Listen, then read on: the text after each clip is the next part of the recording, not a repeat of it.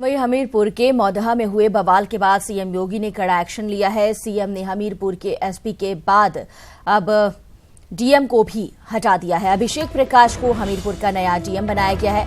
वहीं इससे पहले सीएम ने एसपी अजय कुमार को हटाया था और उनकी जगह हेमराज मीणा को एसपी की कमान दी गई थी। तो ये बड़ी खबर आपको बता रहे हैं, सीएम योगी ने कड़ा एक्शन लिया है और ये पहले से कहा जा रहा था, हमने बताया था आपको कि गाज गिर सकती है इन अधिकारियों पर। सीएम ने हमीरपुर के एसपी के बाद डीएम को भी हटा दिया है। अभिषेक प्रकाश को हमीरपुर का नया डीएम बनाया गया है। वहीं से पहले सीएम ने एसपी अजय कुमार को हटाया था, उनकी जगह हेमराज मीणा को एसपी बनाया गया। जिस तरह से मौधा में काफी बवाल हुआ था और ये कहा गया कि जो रिपोर्ट डीजीपी से तलब की गई उसके मुताबिक एसपी की विफलता सामने आई थी, उसके बाद ये बड़ी कार्रवाई की गई है। अजीत से बात करते हैं। अजीत, पहले से ही ये कहा जा रहा था कि सीएम कड़े एक्शन ले सकते हैं और वैसा ही हुआ, बड़ा एक्शन लिया गया है। बिल्कुल मोनिका, जिस तरह हमीरपुर में विवाद हुआ और सबसे पहले न्यूज 18 ने इस खबर को दिखाया था कि किस तरीके से पुलिसिया लापरवाही हुई और जिसकी वजह से दो पक्षों में जमकर विवाद हुआ था और अंत में मुख्यमंत्री ने सबसे पहले एसएसपी को हटाया, उन्हें डीजीपी ऑफिस अटैच किया गया और वहां नए एसपी हेमराज मीणा को भेजा गया और देर रात होते होते डीएम हमीरपुर को भी हटा दिया गया और अभिषेक प्रकाश जो विशेष सचिव गृह थे और काफी तेज तर्रार अफसर भी माने जाते हैं, ईमानदार छवि के माने जाते हैं, उनको हमीरपुर भेजा गया। यानी सरकार की तरफ से, मुख्यमंत्री की तरफ से मैसेज क्लियर है कि जो अफसर काम नहीं कर पाएंगे उन्हें तैनाती नहीं दी जाएगी, या तो साइडलाइन किया जाएगा या उनके खिलाफ कार्रवाई की जाएगी। और ऐसे कई मसले, इसके पहले भी आपने देखा होगा कि फतेहपुर और गोंडा के डीएम को मुख्यमंत्री ने निलंबित कर दिया था। देवरिया में हमारी खबर के बाद शेल्टर होम के मसले में जो वहां एसपी थे रोहन पिखने को अटैच कर दिया गया। तो निश्चित तौर पर जो कार्रवाई है वो सरकार की तरफ से तो हो रही है, लेकिन जो नए अफसर जा रहे हैं उनके सामने भी बड़ी चुनौती होगी, चाहे नए एसपी अभिषेक प्रकाश की बात करें या हेमराज मीणा की बात करें। ये सही बात आप बता रहे हैं कि अब जो काम की प्रक्रिया है उसमें भी थोड़े बदलाव करने की जरूरत पड़ेगी। किस तरह के बदलाव देखने को मिल सकते हैं?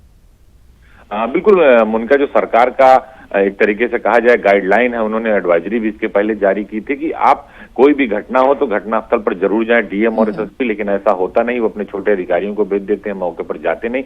जब स्थिति तनावपूर्ण हो जाती है या स्थिति बिगड़ जाती है तब ये अधिकारी वहां पहुंचते हैं और फिर स्थिति कंट्रोल में नहीं आती तो सरकार की तरफ से, डीजीपी की तरफ से, प्रमुख सचिव गृह की तरफ से, चीफ सेक्रेटरी की तरफ से एक आदेश जारी किया गया है कि इन ऐसी घटनाओं पर आप तुरंत फौरन आप एक्शन लें और मौके पर जाएं जिससे घटनाओं को रोका जा सके। इसलिए सरकार ने अब कह दिया जो लोग काम नहीं करेंगे उनके खिलाफ कार्रवाई की जाएगी। इसीलिए हर महीने अब सबकी समीक्षा रिपोर्ट मांगी जा रही है और मुख्य सचिव के अध्यक्षता में एक टीम बनाई गई है जो सभी विभागों पर नजर रख रही है, जिसमें आपने देखा होगा कि हम लोगों ने खबर चलाई थी कि अब हर विभाग में एक विजिलेंस अफसर भी तैनात होगा कि इनकी कार्रवाई क्या है, किस तरीके से काम करेंगे और पब्लिक से मिल रहे हैं कि नहीं मिल रहे हैं, नेताओं से किस तरह इनका व्यवहार और भ्रष्टाचार पर अंकुश लगा रहे हैं कि नहीं लगा रहे हैं। अगर नहीं लगा रहे हैं तो मुख्यमंत्री की तरफ से उनके खिलाफ कार्रवाई के स्पष्ट निर्देश जारी किए गए और हमीरपुर का उदाहरण, ताजा उदाहरण, इससे पहले भी कई सारे जिलों में कार्रवाइयां की गई हैं। जी शुक्रिया इस तमाम जानकारी के लिए अजीत आपका।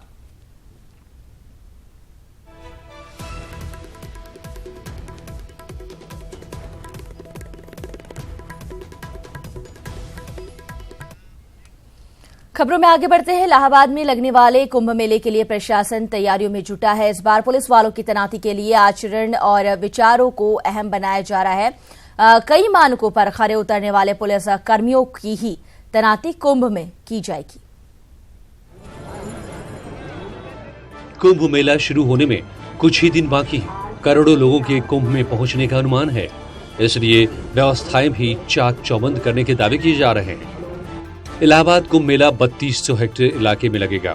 इस बार 24,000 पुलिस कर्मियों की मांग प्रशासन की तरफ से की गई है, जिसमें से 18,000 जवान देना तय भी कर लिया गया है। बाकी पुलिस बल उपलब्धता के आधार पर बाद में मुहैया कराया जाएगा। पहले मेला था करीब 1900 हेक्टेयर में, इस बार 3200 हेक्टेयर में बढ़ रहा है, तो लगभग 40% एरिया बढ़ रही है। उसी के समानुपात में हमने पुलिस बल, पिछली बार हमको लगभग 18,000 पुलिस बल मिला था और इस बार हमने इसीलिए 24,000 पुलिस बल मांगा है। अभी हमें ये कमिट हो चुका है कि 13 का पुलिस बल मिलेगा। कुंभ मेले की ड्यूटी में व्यभिचारी पुलिस वालों को नहीं भेजा जाएगा। ऐसे पुलिस कर्मियों की ड्यूटी लगाई जाएगी जो शाकाहारी हों और मांस व मदिरा से दूर रहते हों। तो हमने मांगा कि जो सिपाही है वो यंग हो, 40 साल के हों, जो एक सुपरवाइजरी स्टाफ है हेड कांस्टेबल का और सब इंस्पेक्टर वो 50 और 55 से ऊपर ना हो, जिससे कि वो विपरीत परिस्थितियों में भी अपनी ड्यूटी को अच्छे से पालन कर सकें।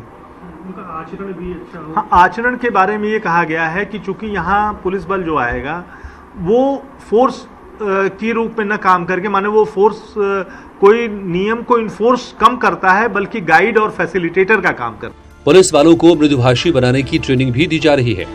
कुंभ मेला सर्दियों में लगेगा, इसलिए 40 साल से ज्यादा उम्र के कांस्टेबल ड्यूटी पर नहीं भेजे जाएंगे। हेड कांस्टेबल की उम्र 45 साल से ज्यादा नहीं होगी, जबकि दारोगा और इंस्पेक्टर रैंक के अधिकारियों की उम्र 50 साल तक ही होगी। उनमें हमने ऐसे लोग मांग, क्योंकि ये ठंड का मेला है और बालू की रेती पे होता है, काफ़ी ठंड और हवाएं चलती हैं, तो हमने मांगा कि जो सिपाही आए वो यंग हो, 40 साल के हों, जो एक सुपरवाइजरी स्टाफ है हेड कांस्टेबल का और सब इंस्पेक्टर वो 50 और 55 से ऊपर ना हो, जिससे कि वो विपरीत परिस्थितियों में भी अपनी ड्यूटी को अच्छे से पालन कर सकें। पुलिस की पहल का साधु संत भी स्वागत कर रहे हैं। उनका कहना है कि कर्मचारियों का आचरण अच्छा होगा तो कुंभ की व्यवस्था भी बेहतर होगी। ये किस तरह का कदम है प्रशासन का, पुलिस का? ये बहुत ही अच्छा है। पुलिस वालों से अपेक्षा की जा रही है कि वो लोगों से नरमी से पेश आएंगे। न्यूज़ 18 के लिए लखनऊ से ऋषभ मणि त्रिपाठी के साथ इलाहाबाद से सर्वेश दुबे की रिपोर्ट।